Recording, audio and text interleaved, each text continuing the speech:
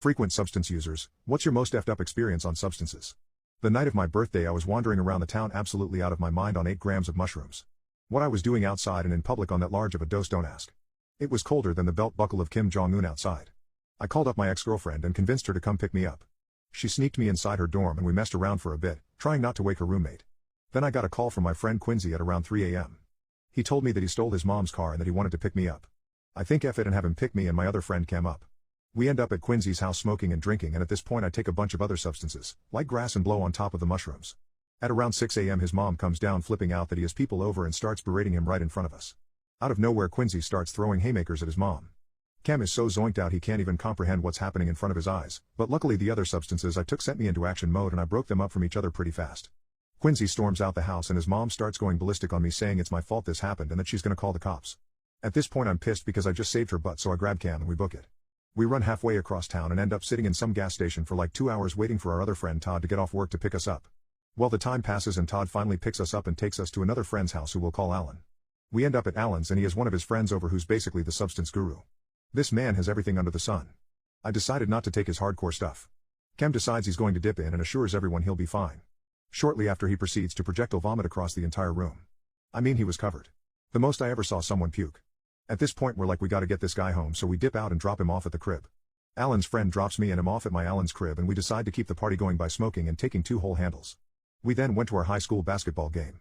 Most of what I remember at the game was me eating a taco because at the moment it tasted like the single best thing I'd ever eaten. Alan got into a fight with someone at the game and we all got kicked out. It's nighttime and it's snowing hard. We're walking away from the school in case cops show up and end up getting lost because of how effed up we are. Alan ends up calling 4 Ubers and we miss all of them because we're literally that stupid at the moment. So we're just standing in the freezing cold while it's snowing like crazy, and we're trying to somehow convey to someone what's happening. At this point I completely black out and wake up in the passenger seat of a strange car with the windows snowed in. Alan is gone and so is my phone. I'm still effed up from the night before but coherent enough to know this is a bad situation. Still, I decided the best thing to do at the moment was to smoke. In the middle of that the owner of the car comes out and opens the driver's side door. I do not know this man at all and he does not know me. I grab my bag and dip the F out at the speed of light while he's screaming at me.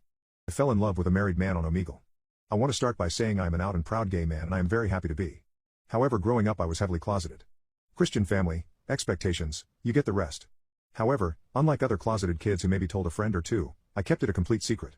When I was 17, my friend showed me Omegle and we were messing around on it. We did it as a joke, but when I was alone I started using it for more explicit reasons. I met a guy there and had some fun. He was a closeted man with a wife and happened to be exactly my type. We added each other on Skype so we could have frequent sessions. We would do so maybe once or twice a week for a while. One day when we finished, I asked him what his name was. He told me that it was Sean. We began having a conversation about who we were in our lives. I had initially told him I was a college freshman, but I had just turned 17 a couple weeks ago, so I told him I was a high school senior with a long-term girlfriend. I remember his initial shock when I told him I was still in high school, but once he accepted it he looked into the camera and said, "Look, if you like this girl, go for it. But if you think you are gay, then you should be gay before it's too late." I told him I could never do that due to my family's expectations, so we tabled it. But what he said still lingered in the back of my head. Did I just come out to someone for the first time? We started having more Skype calls after that conversation nearly every night. He and his wife had separate bedrooms, so it was easy to call him up whenever. I discovered new preferences and we both had a place to confide our gay secrets in each other. Sean lived his 9-to-5 married hetero life while I had my popular boy next door life. Each night we would crack jokes and laugh about it. At this point, I still had my V card. But Sean made me so comfortable I knew I was ready. We had joked about one day I would let him take it, but I caved and created a Grindr profile. After I had done it, I had no one to tell except Sean. He was very supportive and curious about the experience. He ended up telling me his stories and it made our connection even stronger. Our calls would go on for hours and it was nice finally being able to open up about this side of myself to someone. After about 6 months, Sean confessed something to me. He told him that his name was actually John instead of Sean. The newly named John worked for a prestigious company and I was glad he was able to trust me with his information. I definitely had the power to ruin his life if I wanted to, but I had no intention of doing so. He wished that he could be able to come out, but knew the people in his work and social environment would not take it well. He said to me, "Our conversation will be the closest boyfriend experience I will ever get to have. I really love you being an outlet for me to express my emotions." It really hit me at that moment.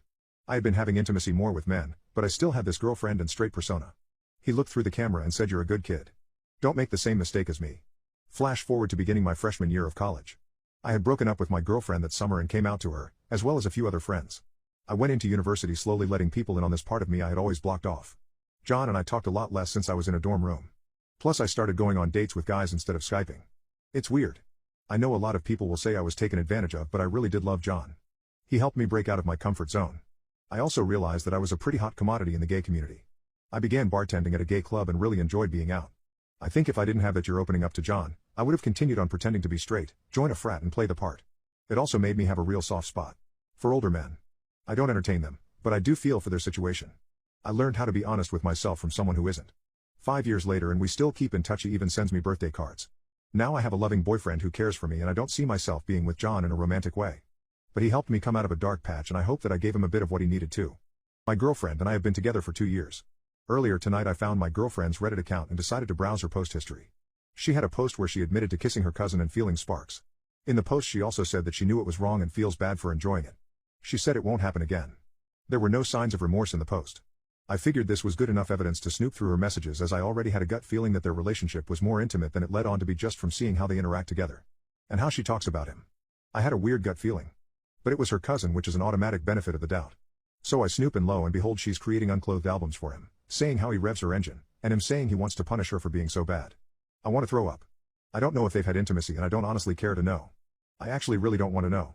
She is sleeping right now and doesn't know that I know any of this. My plan for the morning is to confront her over coffee. Tell her I know everything. Tell her she shouldn't come back unless it's with a moving truck, explicitly telling her I do not want to see her cousin here helping her move. Update: when morning came, reality hit me. I brought her out for coffee and showed her the evidence.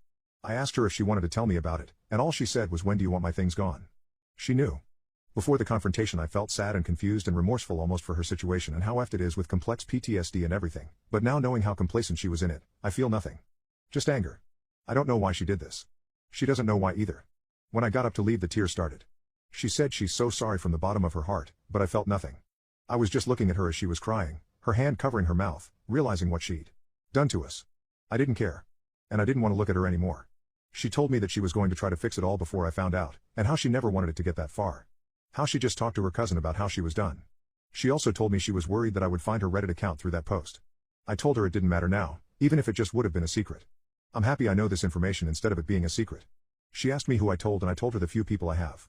She asked me what they said about it and I just summarized each friend's response in a couple words. She told me not to tell her mom, and I guess I'm not going to. I honestly don't care anymore. It's her life.